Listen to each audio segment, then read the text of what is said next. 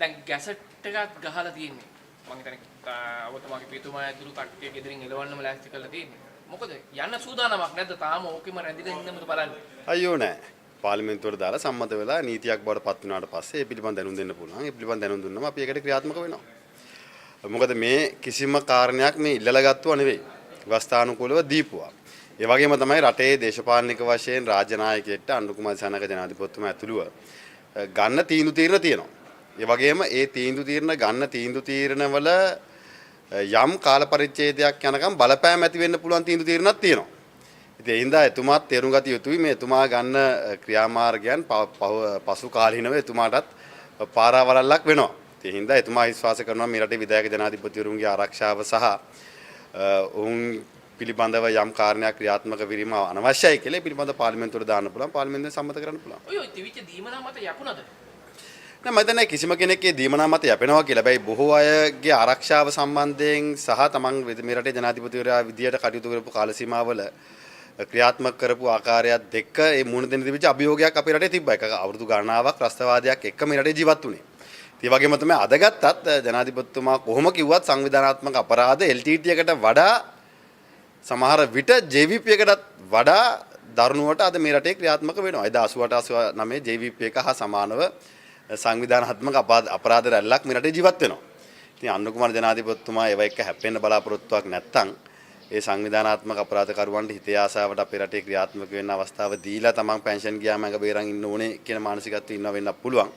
ඉතින් ඒ පිළිබඳව පාර්ලිමේන්තුවට දාලා තීන්දුවක් తీරනක් ගන්න පුළුවන්. ඒ කිසිම ප්‍රශ්නයක් නැහැ. මොකද බලෙන් ඉන්නේ නැහනේ. ඔබතුමා මේ මාලදිවයින්ගේ ජනාධිපතිතුමාත් එක්කද? නෑ ජනාධිපතිතුමා වෙන ගමනක් ගියේ මම තව ගමනක් ගියේ. හැබැයි එක ප්ලේන් එකේ ගියේ. ඒක හරි. එක ළඟද? නැති ප්ලේන් එක කියන්නේ මේ අක්කර ගානක් ලොකු තැනක් නෙවෙයිනේ. නෑ නෑ මේ පෞගේ කාලේ මෙහෙමනේ කියන්නේ මේ. ඔය මිනිස්සු අපිට වෙන්න බොරුවට රණ්ඩු වෙනවා. ගිහිල්ලා පාර්ලිමේන්තු කැන්ට්‍රි එකට තේ බොනවා. දැන් කට්ටිය මාරුවට පිට කහ ගන්නවා.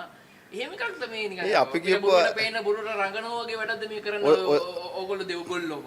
ඔය කිසිම කාරණයක් මේ අපි කියපුවා නෙවෙයිනේ ඒගොල්ලෝ කියපුවා. එහෙනම් අපිට ඒක අදාළ වෙන්නේ නැහැ. අපි මේ රටේ සාමාන්‍ය පුරවැසියන් විදියට ඕනෑම කෙනෙක්ව ආශ්‍රය කරනවා. දේශපාලනික වශයෙන් විරුද්ධ මත තියෙන්න පුළුවන්.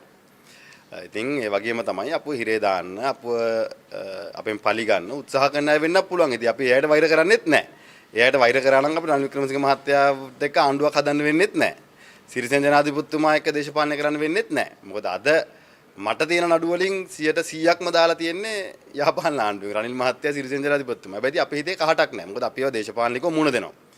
දේශපාලන නඩු වලට දේශපාලනික මුණ දෙනවා මිසක් ඒවට වෛරෙන් මුණ දීලා හරියන්නේ නැහැ. ඒ හින්දා අපි පැහැදිලිවම අපේ දේශපාලන ප්‍රතිපත්ති අනුගමනය කරනවා. හැබැයි සමහර දේශපාලන පක්ෂවල ඉන්න නායක නායිකාවන්ට අනිත්‍යයත් එක්ක ප්‍රසිද්ධියේ කතා කිරීම පිළිබඳව ප්‍රශ්නයක් තියෙනවා. ඒක අපිට නැහැ. ඒ හින්දා මට ඒක කිසිම බලපෑමක් නැහැ. ඇත්තටම අවංකවම සෙල්ෆි එකක්වත් ගත්තේ නැද්ද ප්ලේන් එක ඇතුළේ ඉඳන් එක ළඟ සීට් එකේ වල කොහොමද ඇත්තටම කොහොමද සීට් තිබුණේ මෙයා අතන ඇත්තටම සමාජ මාධ්‍යවලත් හරි කොහොම මේ ඒ අය නිර්මාණය කළා හොයනවා මේ ඇත්තටම කොහොම සීට් නම් අපරාධ අර කොළඹ වටේ ප්ලේන් එක රවුම් ගහපු වෙලාව ඉස්කෝල ළමයිටවත් පෙන්නුව නම් ඔක කොහරියට පාක් කරලා සීට් තියෙන විදිය බලා ගන්න තිබ්බා. නෑ ඔබතුමා වාඩි ඉඳන් අපි යන්නේ. මම කිව්වනේ ඉතින් ප්ලේන් එකක් කියන්නේ මේ ෆුට්බෝල් ග්‍රවුන්ඩ් එකක් වගේ එකක් නෙවෙයිනේ. ඉතින් ඒ හින්දා ඉතින් සීට් දෙකේ වාඩිලා ගියා. ඇත්තටම කජු කෑල්ලක් කතා කොහොමද ඉස්සරහට මේ වැඩ ටික කරගෙන යන්නේ ටික කාලයක් අප chance එක දෙන්නම් ඔබතුමාලට මේ වැඩේ කරගෙන එහෙම කතා වුණාද පොඩ්ඩක්? අනේ නෑ එහෙම කතා කරන වෙලාවක් තිබුණේ නෑ. පෑයිනේ ප්ලේන් එක නැග්ගුවා බෑවා. එතුමාගේ සංචාරය කොහොමද ඔබතුමා හිතන්නේ? යම් කිසි දෙයක් රටට කරාද නැත්නම් රටින් නෑ මම දන්නේ විශේෂයෙන් මාලදිවයින කියන්නේ අපිට ඉතාමත් සමීප රටක් සහ ලංකාවේ ඇතුළත් විශාල පිරිසක් මාලදිවයින පුරවැසියන් ජීවත් වෙන තැනක්. ඒ හින්දා මේ රටවල් දෙක අතර සමීප සම්බන්ධතාවයක් එදා ඉඳන් තිබ්බා. සහ මහින්ද රාජපක්ෂ ජනාධිපතිතුමාගේ කාල සීමාවෙත් මාලදිවයින රට තුල දේශපාලන අර්බුදයක් ඇති වෙච්ච හැම අවස්ථාවකම මේකට මැදිහත් වුණේ මහින්ද රාජපක්ෂ ජනාධිපතිවරයා.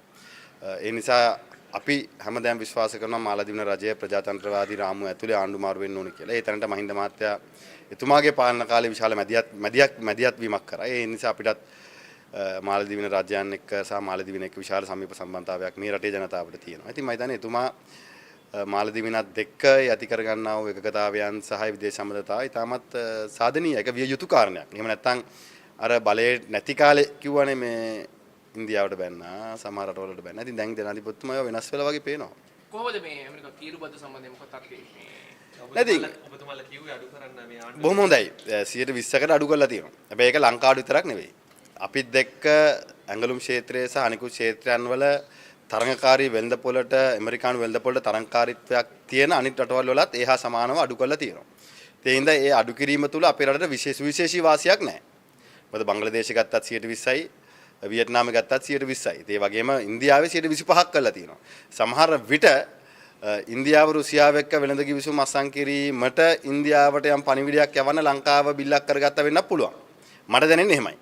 මට දැනෙන්නේ කලාපේ ඉන්දියාව හැරෙනකොට අනිත් හැම රටකම බදු අඩු කරන්නත් අපේ රටවල් වලට වඩා වැඩි බද්දක් ඉන්දියාවට හඳුන්වා දෙන්නත් ඒ වගේම ඇමරිකානු ජනාධිපතිවරයා ඉන්දියානු ආර්ථිකය කඩන් වැටෙනවා රුසියාවත් එක්ක දෙන්නම කඩන් වැටෙන්න කියලා කරු ප්‍රකාශයක් දිහා බැලුවම පැහැදිලිවම අපුව පාවිච්චි කරා ඉන්දියාවට පොඩි පාඩමක් නැත්නම් පොඩි පණිවිඩයක් දෙන්න.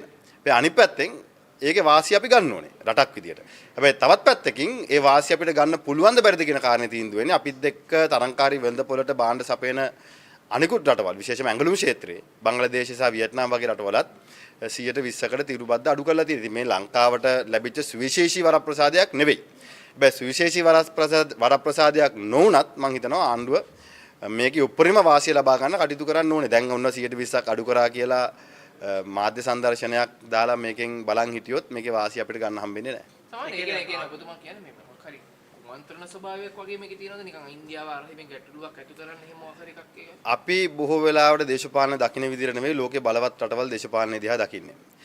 අපි භූගෝලීය දේශපාලනයේ කියවලා තියෙන විදිය නෙවෙයි ඒ අයගේ කියවීම තියෙන්නේ. ඉතින් ඒ අය සමහර වෙලාවට අපේ වගේ රටවල් පාවිච්චි කරනවා තමන්ගේ භූගෝලීය දේශපාලන අරමුණු ඉෂ්ට කරගන්න. ඒක ඉතිහාසයේ වෙලා තියෙනවා. ඒක අදත් වෙනවා.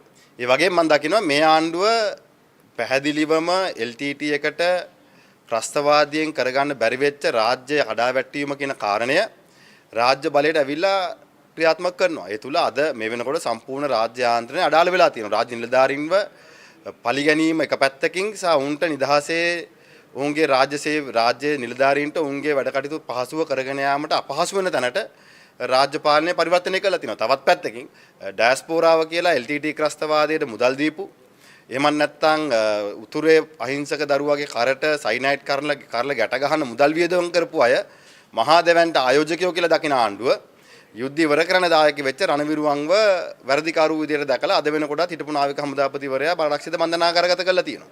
එතකොට යුද්ධයට වියදම් කළා සයිනයිඩ් එක කරේ ඉල්ලපු මිනිස්සයා දැන් ලොකු ආයෝජකයෙක් වෙලා. හැබැයි ඒ යුද්ධේ වළක්වන්න ජීවිත බේර ගන්න ඒ සයිනයිඩ් කරලා උතුරු දරුවාගේ කරෙන් ගලවන්න මහන්සි වෙච්ච රණවිරුවා අද යුද අපරාධකාරයෙක් වෙලා. ඉතින් LTT එකට කරගන්න බැරි වෙච්ච දේ ලංකාවේ රාජ්‍ය කඩාවැටීම සහ සංස්කෘතිය විනාශ කිරීම. අද මේ ආණ්ඩුව ලස්සන්ට කරන ඔය අරමුණු කරා යනවා. මොකද එක පැත්තේ ඉතිහාස පාඩම ළමයිගෙන් අයින් කරනවා. අනිත් පැත්තෙන් ආගම දහමක් එක්ක ගොඩනැගිච්ච සමාජයෙන් දරුවෝ ඈත් කරනවා. නිදහසේ හිතුමතේ නිදහසේ සංවිධානාත්මක අපරාධකරුවන්ට තමන්ගේ අවශ්‍ය ඉලක්කයන් සපුරා ගන්න ඕනෑම කෙනෙක් ඝාතනය කරන්න පුළුවන් පරිසරයක් හදලා දීලා තියෙනවා. ඒ වගේම තමයි ආණ්ඩුවම කියනවා ස්නයිපර් තුවක්කු වලින් වනාලීන්ව ඝාතනය කරනවා කියලා. ඉතින් ස්නයිපර් තුවක්කු වලින් වනාලියෙක් ඝාතනය කරන්න තරම් නිදහසක් සංවිධානාත්මක අපරාධකරුවන්ට තියෙනවා නම්, ගෙදර බුදියන් ඉන්න දරුවට ඇවිල්ලා ඔළුවට වෙඩි තියලා යන්න පුළුවන් නිදහසක් තියෙනවා නම්, යම්කිසි කෙනෙක්ට උපකල්පනය කරන්න පුළුවන් මේ නිදහස පිටිපස්සේ ආණ්ඩුවේ හස්තයක් තියෙනවා කියලා. මොකද එහෙම නැත්තම් මම දකින විදියට අපිට දැනෙන විදියට නිදහසේ තුවක්කුවක් අරන් ගිහලා වෙඩි තියන්නත් බෑ, කැලයක් ඇතුළට තුවක්කුවක් අරන් යන්නත් බෑ.